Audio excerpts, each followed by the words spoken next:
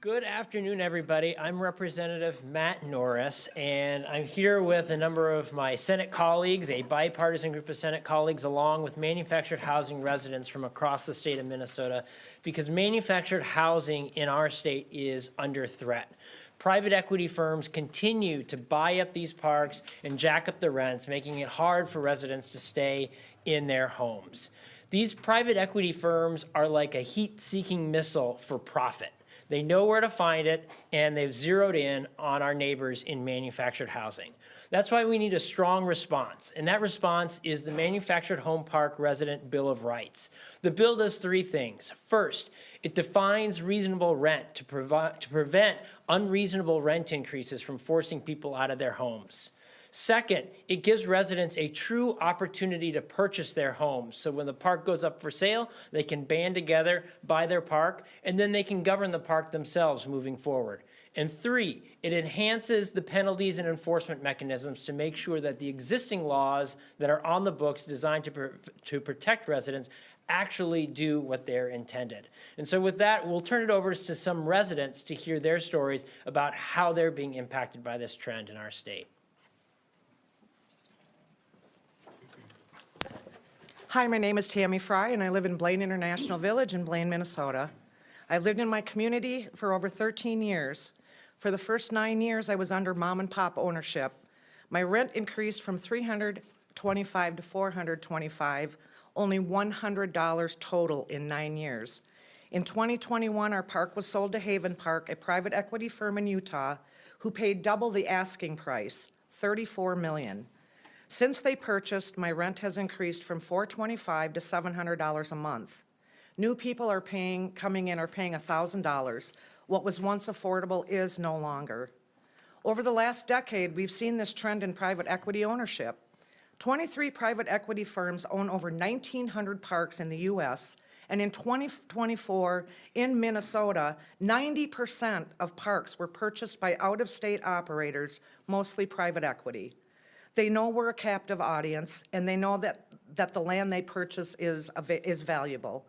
They are squeezing us for everything we have to pay off their investment, and one day are likely to sell our park off to the highest bidder to line their pockets. Me and other residents saw the writing on the wall. We started the Manufactured Home Residents Collective of Isaiah and started knocking doors and talking to other residents.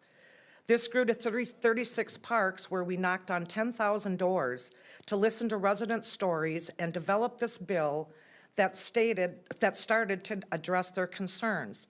We got 3,500 petition signatures in support of this bill, which is why at the Housing Committee hearing last Wednesday, I was disappointed beyond words. After years of engagement, discussion, and negotiation, we finally gained the support of Wayne Johnson, the one Republican we needed to pass our bill through the House. 15 minutes prior to our bill being heard, Representative Johnson received a threat from the GOP leadership that they would squash every other bill he has authored if he voted yes. So he walked out of the chamber, leaving an empty chair, and our bill did not pass. I myself have voted Republican, yet here I stand next to my neighbors from across the state in unity. Regardless of party, this bill impacts us. It's not partisan to us, but unfortunately GOP House leadership has made it that way. It gives me hope that Senator Abler has signed on as an author, but again, that is one Republican out of 33 in the Senate. This year is an election year, and as I told Wayne Johnson, I will be voting for the other party in my district this year, because we deserve elected officials who stand up for people over profit. Thank you. I will now introduce Bree Maffey from Cimarron. Thank you, Tammy. My name is Bree Maffey. I'm a manufactured homeowner and a president of the Residents Association in Cimarron and Lake Elmo. I represent 400 families that urgently need your leadership and support of this impactful bill now. The community I live in is charged the highest rent in the state, currently at $1,060 a month. Our lot rent has increased by over 35% in the past 5 years. Cimarron is managed by an out-of-state equity firm with a long history of predatory practices. This is a norm. Equity firms are purchasing parks statewide, causing a statewide crisis in manufactured home parks in Minnesota. The equity firm who owns Cimarron and are and always have been motivated to evict for financial gain. They will continue to capitalize on this if you let them. These families are at real risk of losing not just their lease, but also the homes that they own. It's important to understand in manufactured home parks, we are renters and homeowners. We pay lot rent, property taxes, and untraditional mortgages that do not have the runway to foreclosure like traditional mortgages do. The interest rates are also unregulated, often exceeding 10%. This motivates greedy equity firms to evict, take homes, and replace them with new homes they can sell at high interest rates. They are not just in the business of property management, they are also in the real estate business. When you're evicted in a manufactured home that you own, if you can't move the home, which is expensive, you lose it to the hands of the out-of-state equity firm. Since 2020, our evictions have increased from an average of 3 per year to over 40 per year, and I'm only speaking about legal evictions. I have neighbors who've owned their home in Cimarron for 44 years. Unfortunately, they experienced a death this year. Now an elderly man is down from 2 Social Security checks to 1, and due to max rent increase every single year, he's being priced out of the home he owns for 44 years and facing homelessness in the wake of losing his wife. Vulnerable residents who don't speak English are being told to drop their keys and title off at the office by the end of the week because they can't afford to put a new roof, siding, and landscaping on their homes in the month of January. Clergy members who attempted to pay residents' rent with checks are being turned away by the community office and payments are denied. It's not just immoral, it's illegal. This is a partisan issue because it's about who you choose to stand with. Last week, my district representative, Wayne Johnson, lied to me and lied to his entire district. He told us he was supporting the bill until the day of, and then he walked out of the session and refused to vote. He let us down, which is why we need you to do the right thing today. This is all of our problem. Out-of-state equity firms are buying up manufactured housing tomorrow, but it won't stop there. They're already moving into assisted living, senior housing, and squeezing out small businesses that can't compete with corporate giants. You may not feel the impact yet, but your constituents do, and soon everyone will. This is a vote about accountability, fairness, and whether Minnesotans get to stay in the homes they own. A no vote is a vote for corporate greed. Today, please stand with the people you represent. Thank you. Next is Senator Seeberger. I'm Senator Judy Seeberger, Senator for District 41, which includes the city of Lake Elmo and the Cimarron Park. I've heard stories for years about the predatory practices going on in Cimarron. And one story sticks with me. It was a resident who the park was trying to evict. And every time they would begin eviction proceedings, they would play with the notice. So sometimes they would tack it on his door and take it down. Other times they would do things so that he never got notice of the eviction hearing. He showed up to 4 different court dates and proved he didn't get notice of the eviction hearing, and the case was dismissed. Now every day he wakes up and he checks the Minnesota court website to see if he's being evicted. That's not legal, that's not ethical, that's not okay, but these are some of the predatory practices that we're seeing in some of the manufactured housing parks across Minnesota. I am proud to stand with the owners of Cimarron. Ms. Maffei spoke of the eviction rates and the turnover rates. The Cimarron of today looks vastly different than the Cimarron of only 4 years ago. 4 years ago, it was an entirely different community made up of older homes, newer homes, a lot of vibrant folks in that community. Now, if you drive through, there are empty lots, vacant pads, and new homes being moved in, which are financed and sold by the property management company. I've attempted for years to reach out to the property manager and speak with her about what's going on in Cimarron, and most recently, with the invasion of ICE in our communities, Cimarron was hit so hard. All my emails went unanswered, letters went unanswered, she wouldn't take my phone calls, so one day I was out there, and I decided to stop in to the office. Normally the office is locked up tight. I was out there with the mayor and a council member a year ago. They wouldn't let us in. I found the door open, and I walked in. And I attempted to have a conversation with the property manager and invite her to find a time where we could sit down and talk about some of this stuff. And her response was, "I don't talk to senators." Then she rolled her eyes at me, mouthed the words, "Shut up," while I was talking to her, and kicked me out of her office. If she's doing that to me, I can't even imagine how awful she is being to the residents of Cimarron. So I'm proud to be in support of this bill. Looking forward to hearing it in Commerce Committee later today. I am on the Commerce Committee. I will be voting yes, and I will do everything I can to help support the residents of Cimarron and all the residents of manufactured home parks throughout the state. I'd like to turn it over now to my good friend, Senator Jim Abler.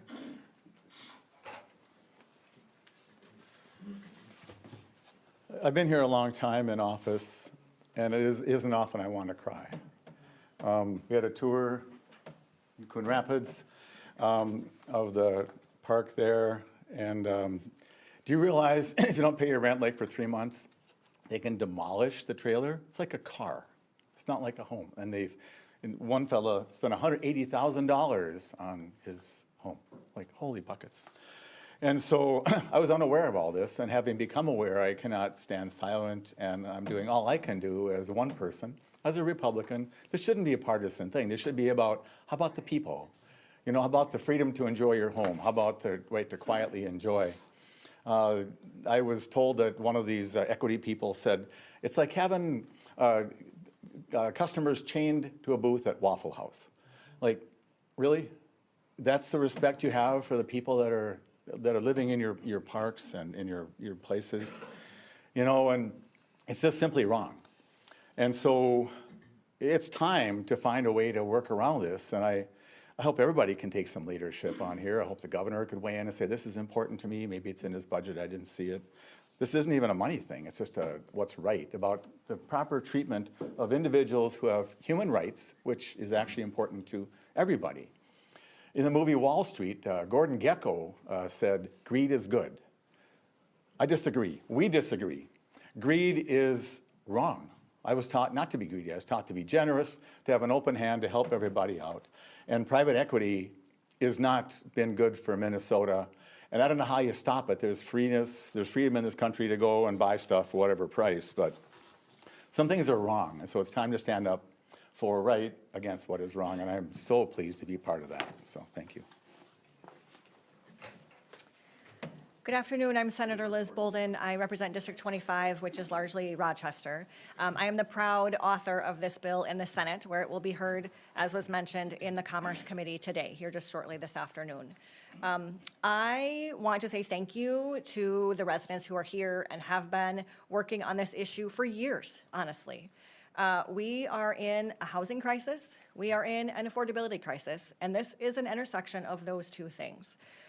We heard a few stories today. We could sit here for another 2 hours and hear more and more and more stories. These are not one-off stories. This is the common experience of residents who live in these communities. There are upwards of 180,000 Minnesotans who live in manufactured park communities. It is one of our last sort of most affordable housing opportunities. And generally, for the most part, these are people who own their homes. They are renting the dirt underneath it. And the egregious predatory actions that we are seeing from sort of faceless, absent, out-of-state private equity companies, it really is just that. It is predatory, it is based in greed, and it is harmful to Minnesotans. And so we have an opportunity, we will have the opportunity in the Commerce Committee today. The plan is to, I hope to get that voted out and onto the Judiciary Committee so we can move on to the Senate floor.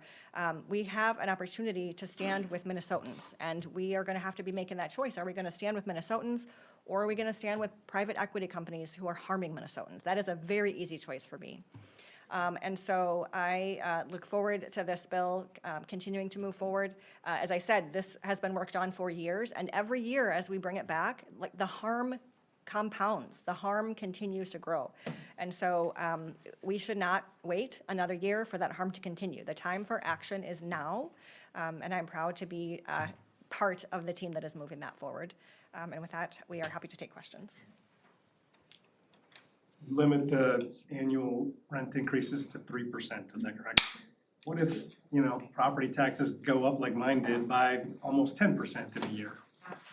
So you are correct, and I welcome Rep. Norris here to speak as well. But yes, in the bill is a reasonableness provision for increasing in the lot rent. And again, these are people who own their homes; they're renting the dirt underneath it.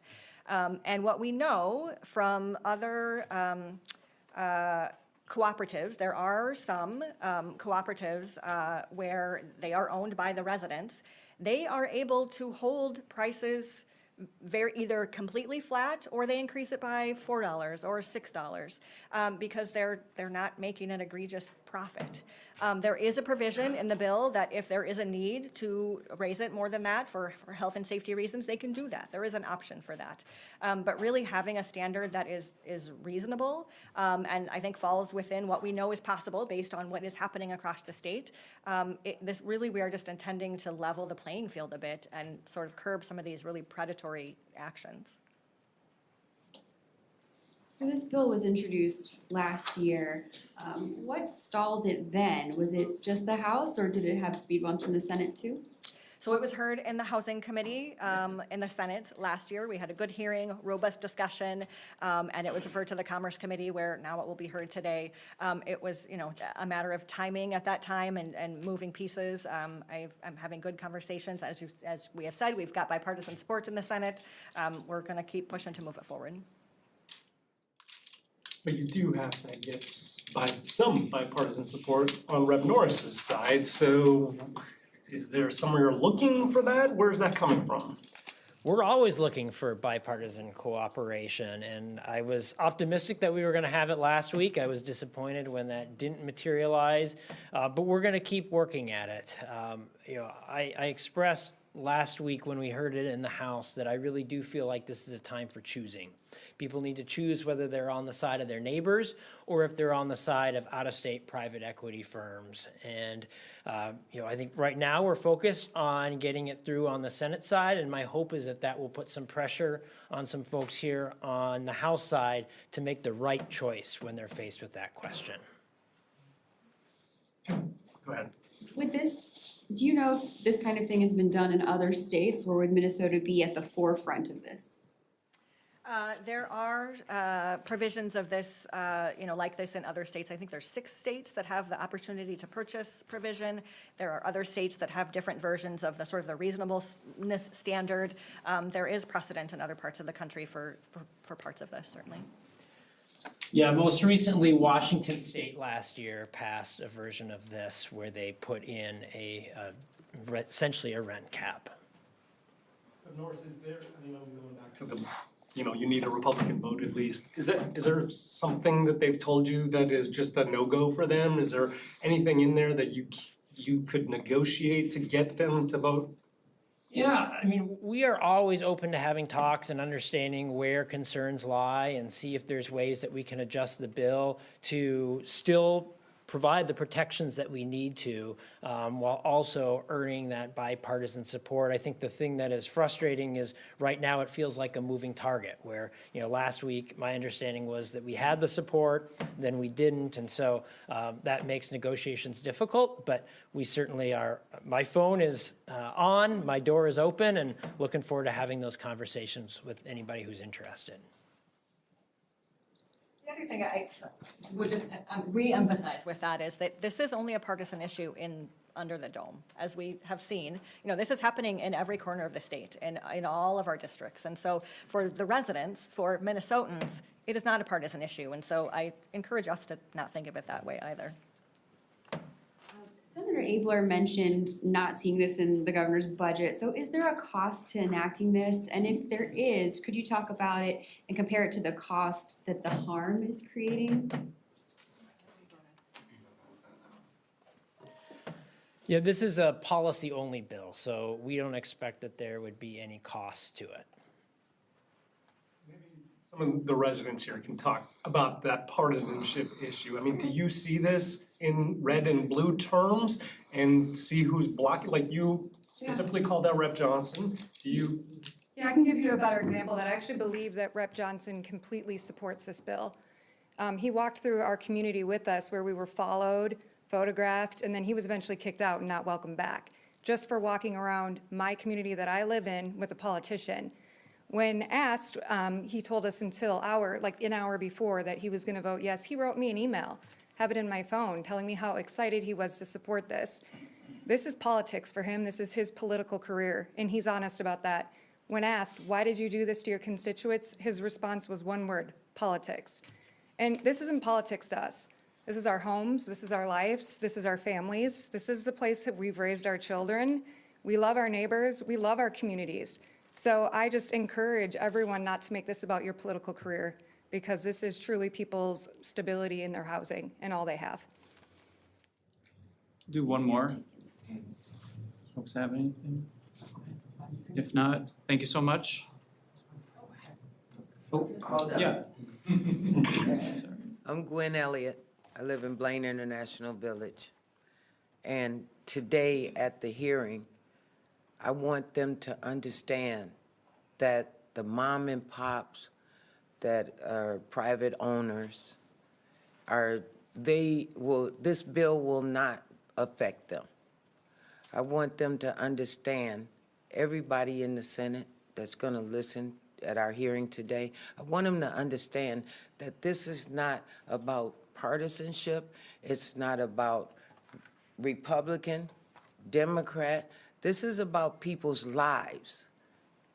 And we have to do something. This is not just in certain areas. This is across the entire state of Minnesota. This is happening. Private equity firms are buying up these parks like they're candy. And the way that they treat us in response to those purchases that they're making, we have to do something. And we have to stand up and for what we believe in here. It's the right thing to do. And I want everybody, the Democrats and the Republicans, to get on the right side of this history, because this is going to be part of Minnesota's legacy. Thank you. Thank you, folks. Thanks, everyone. Thank you.